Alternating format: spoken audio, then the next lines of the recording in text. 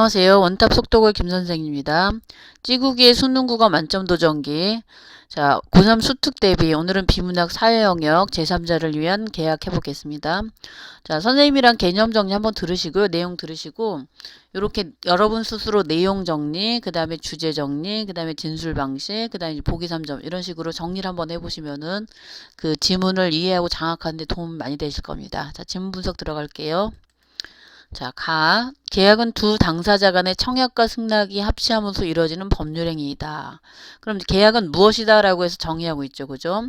계약 중 제3자, 그러니까 그 당사자 말고 타인을 얘기하는 거죠. 그죠? 제3자로 하여금 직접 계약 당사자에 대하여 권리를 취득하게 하는 효과가 계약의 내용에 포함되어 있는 경우가 있는데 이를 제3자를 위한 계약이라고 한다. 그럼 일단은 제3자를 위한 계약의 그 개념을 어떻게 정의하고 있는 거죠. 자, 근데 여기서 이게 전체 글 전체의 중심 화제거든요. 그러니까 요거를 잘 이해하시면은 이거는 어떻게 크게 문제될 게 없다라고 보시면 돼요. 자, 이제 채권자와 채무자가 이익을 주고받는 일반적인 계약과 달리, 자, 이제 채권자는 어떻게 어떤 권리를 가지는 사람이고 채무자는 어떻게 돼 일정한 빚을 받아낼 어떻게 그 채무자는 빚을 진 사람을 얘기하는 거죠, 그죠? 자. 참. 일반적인 계약과 달리 계약 당사자가 아닌 제3자가 이익을 얻게 되는 것이 계약의 특징이다. 보통 이제 그 계약은 채권자 채무자 사이에 이루어지는 건데 오히려 일반 계약 당사자가 아닌 제3자가 이익을 얻게 된다는 거예요. 자, 이게 이제 핵심이 되는 거죠. 그럼 일단은 그 계약의 개념을 어떻게 돼 정의하고 있는 거죠. 그다음에 이제 그 제3자를 위한 계약의 의미도 어떻게 정의하고 있는 거고, 그 다음에 이제 특징은 당사자가 아닌 제3자가 이익을 얻는다. 이게 중요한 내용이 되는 거고요. 자, 그 다음에 나 한번 볼게요. 제3자를 위한 계약에서 제3자에게 채무를 이행할 의무를 지닌 자를 낙약자라고 이제 중요하죠. 이게 낙약 이런 이 기본 개념이에요. 낙약자. 그다음에 낙약자에게서 제3자에게 채무를 이행할 것을 약속받은 것을 요약자라고 얘기하는 거예요. 이제 채무를 이행할 의무를 지는 사람이고 요약자는 어떻게 돼? 채무를 이행할 것을 약속받은 사람을 얘기하는 거예요. 계약을 요청한 요약자와 계약을 승낙한 낙약자가 계약 당사자이다. 그리고 계약으로 인해 낙약자에게 채무를 이행을 요구할 권리를 취득한 제3자를 수익자라 얘기하는 건데, 자, 우리가 이제 보험회사 이런 거 보험료 같은 거 내는 거를 잘 이해하시면 돼요. 자, 이제 우리 아빠가 그 이제 그 회사에서 일을 하시는데 나중에 그 자식들을 위해서 보험회사에 보험을 가입했다고 쳐봐봐요. 그럼 이제 그런 경우를 한번 예를 들면 이해가 빠를 텐데, 자, 이제 보험료를 납부하는 이가 보험금을 자신이 아닌 제3자가 수령하도록 그 보험계약을 맺는 것이 제3자를 위한 계약의 예인데, 보험료를 납부하는 이가 요약자인데, 자, 이제 선생님이 쉬운 예로 그 여러분 둘리 아시죠? 둘리? 네. 그 둘리가 둘리 아버지 둘리 아버지가 아니고 이제 둘리네 가족 중에 고길동 있죠, 그죠? 고길동에 이제 자기네 그 희동이랑 아내를 위해서 보험을 들었다고 쳐봐봐요. 그러면 일단은 어떻게 돼? 여기서 요약자는 고길동이 되는 거고요. 그 다음에 이제 그 보험 회사에다가 이제 길동이가 어떻게 보험을 들어서 제가 이제 얘를 M보험사로 들었어요. 그냥 M. 그럼 이제 여기 낙약자가 되는 거고요.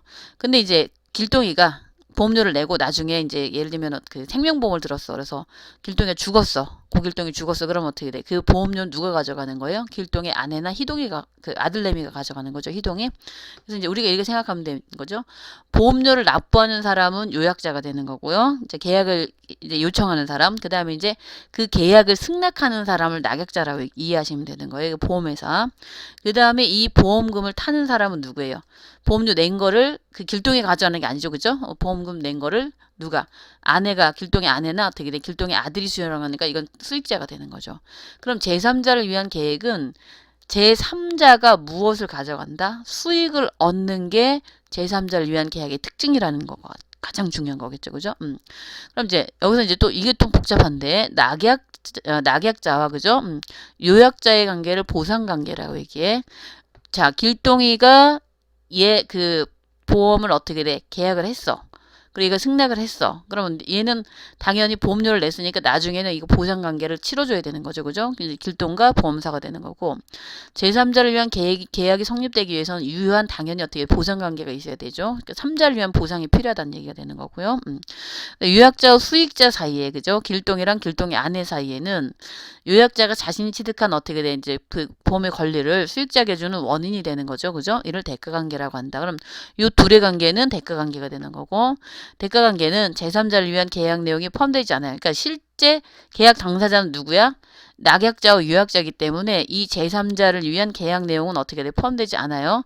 대가관계에 문제가 있어. 그럼 길동의 아내랑 길동이가 문제가 있더라도 그건 어떻게 돼? 이 계약 성립에는 그 영향을 미친다, 안 미친다? 안 미친다. 이 얘기가 되는 거예요.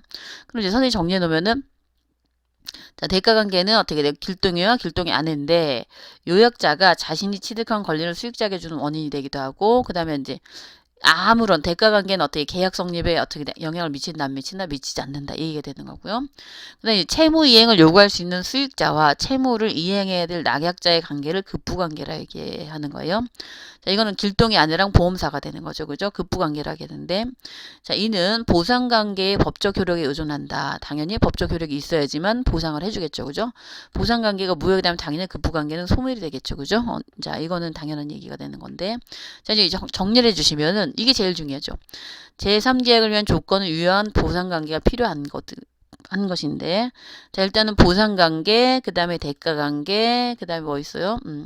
자 급부관계 이거 묻는 거 시험에 나겠죠. 당연히 이거는 내용을 치러도 반드시 날 수 있고 그 다음에 이제 여기는 예시를 들었죠. 보험회사를 예로 들어서 설명했다 이거 아시면 되는 거고요. 자 이제 그 다음 문단 가볼게요. 자 제3자를 위한 계약이 성립되기 위한 유용한 보상관계 위에는 그죠? 첫 번째 조건이 이거죠. 유효한 보상관계다. 계약 내용이 제3자가 직접 이게 가장 중요한 얘기. 요 두 개가 이걸 내서 자 제3자 계약의 성립 조건이 무엇인가 묻는 문제가 어떻게 돼? 요거다 요거다 이렇게 답을 할 줄 아셔야 돼요. 누군가 분명히 제3자가 이익을 얻어야 된다. 그게 그러니까 제3을 위한 계약이 되는 거죠. 계약 내용 안에 급부관계에 관련된 내용이 포함되어 있어야 하고 급부관계가 아까 뭐라 했죠? 급부관계 여기 있죠. 그죠? 수익자와 낙약자. 그러니까 어떻게 돼? 길동의 아내랑 누구? 보험회사. 그죠? 자, 제3자가 이 계약으로 인해 새로운 권리를 얻을 수 있던 수익자가 당연히 권리를 얻어야 되겠죠.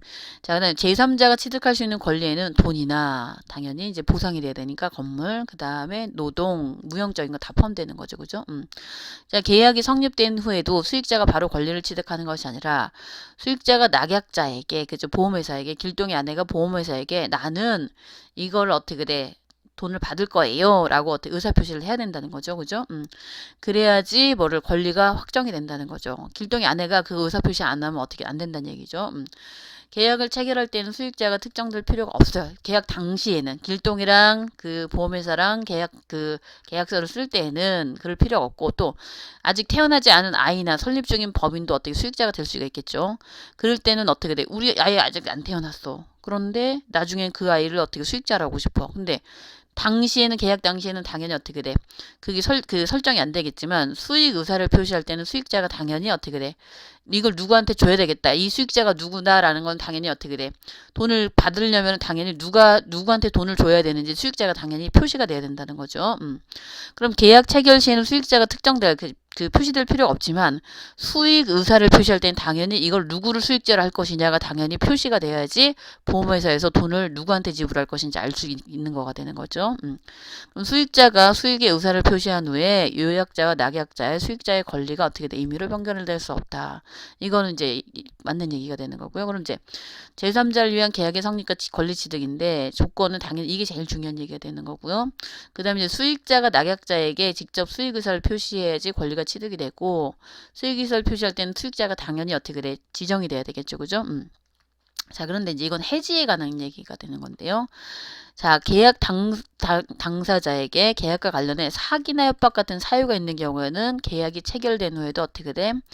취소가 될 수 있다는 거죠. 계약 자체가. 그 다음에 또 한 경우에는 당사자들 간에 그러니까 이제 보험사나 아니면 길동이가 보험료를 안 냈어.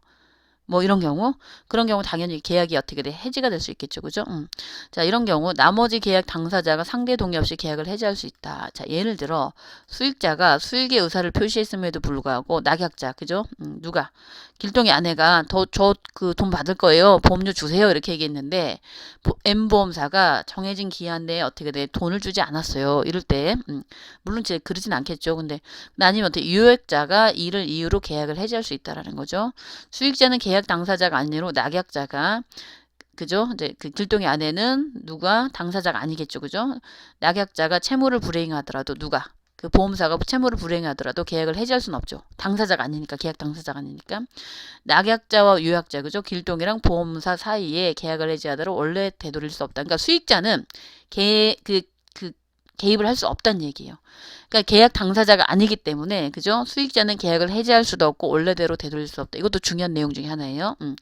대신 낙약자가 채무를 이행하지 않아 발생한 손해에 대해서 배상을 청구할 수 있다. 한편 계약 해지 시 낙약자가 이미 수익자에게 채무를 이행한 것이 있더라도 수익자에게 대한 이에 대한 반환을 청구할 수는 없고 계약 당사자인 요약자에게 청구해야 된다.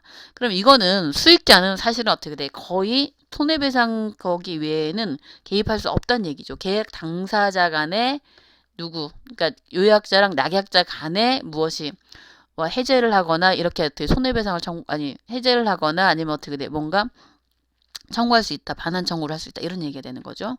그럼 이제 계약이 해제되는 경우는 사기 협박, 그죠? 이런 경우에 해당되는 거고. 자, 해지 시는 어떻게 돼? 그 수익자가 당사자가 아니니까 해지에 관여 불가하고 원래 되돌릴 권리도 없다. 이 얘기 알고 가시면 되고. 이것도 중요한 내용 중에 하나예요. 자, 여기는 어떻게 돼? 이제 계약 해지 시 어떻게 돼? 수입자가 개입할 수 없는 경우를 예를 들어 설명했고. 자, 이제 그다음 볼게요. 자, 이것도 중요한 내용 중에 하나인데 계약과 예시인데 계약과 관련을 맺고 있는 대상이 셋이어도 자, 우리 제3기 지금 여기 중심 내용이 제3자를 위한 계획이잖아요. 그러니까 요약자, 낙약자, 수익자 3명이 있단 말이에요. 그런데 셋이 있더라도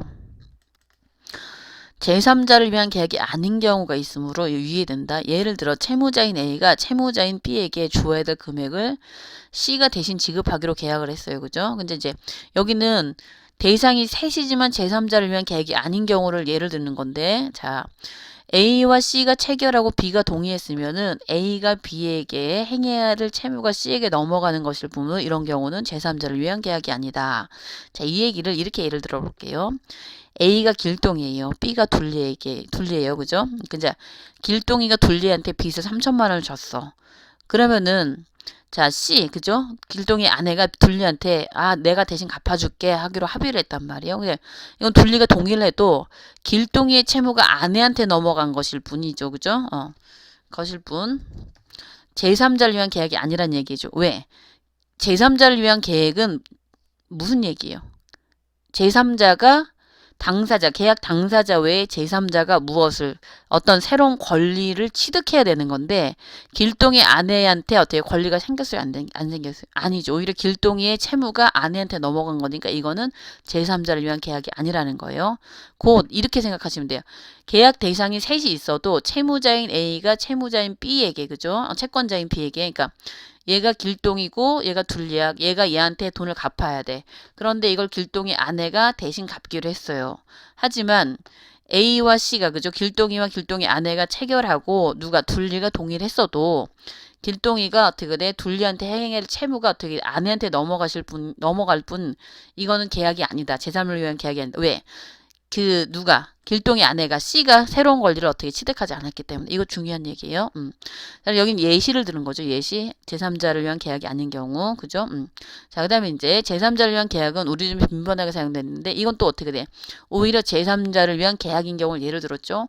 노동조합이 근로자들을 위해 회사와 재취업 약정을 맺는 것을 이거에 대한 대표적인 예라는 얘기죠. 근로자들은 수익자, 노동조합은 요약자, 회사는 낙약자라고 할 수 있다. 자, 무슨 얘기냐면은 노동조합은 근로자나 노동자를 대표하는 거죠. 그죠? 그러니까 노동조합이 근로자를 위해서 단체로 어떤 A라는 회사와 어떻게 돼? 얘네를 취업을 다시 보장을 해줘. 재취업에 어떻게 돼? 약정을 맺는 경우가 있다라는 거죠. 그럼 계약 당사자는 노동조합이랑 회사가 되는 거죠. 그러니까 이렇게 노동조합은 어떻게 돼? 계약을 신청하는 사람이니까 요약자가 되는 거고, 오케이라고 어떻게 돼? 이제 계약을 승낙하는 거는 어떻게 회사니까 낙약자가 되는 거고, 이 계약으로 인해 수익을 얻는 사람은 누구예요? 근로자들이죠. 그러니까 수익자가 된다라는 거죠. 어떤 이런 계약이 제3자를 위한 계약인지 아닌지에 따라 계약 당사자 제3자의 권리 및 의무가 달라지므로 이건 당연히 그렇겠죠. 계약에서 문제가 발생할 때 책임을 대할 주체 또한 달라지겠죠. 그죠? 따라 제3자를 위한 계약에 대해 이해하는 것은 자신의 권리를 지키기에 유용한 정보를 터득하는 과정인 셈이다. 자, 그리고 제3자를 위한 계약의 의의인데, 자, 여기 이제 요걸 예로 들었고, 그 다음에 이제 제3자를 위해서 요런 가정을 어떻게 예시를 썼다. 이렇게 이해하시면 되는 거죠. 그럼 이제 내용을 정리를 해주시면은, 여기서 중요한 건 이제 문단별로 선에 이렇게 중요한 내용을 적어놨죠. 그죠? 자, 그 가문단에서는 제3자를 위한 계약 개념인데, 그죠? 제3자가 당사자가 아닌 제3자가 이익을 얻는 경우다. 이게 제일 중요한 얘기고요. 그 다음에 이제 구성하는 낙약자, 유약자, 수익자들 관계. 이거 아셔야 돼요. 그죠? 그 다음에 이제 요거 중요하죠. 유용한 보상관계가 성립이 돼야 된다.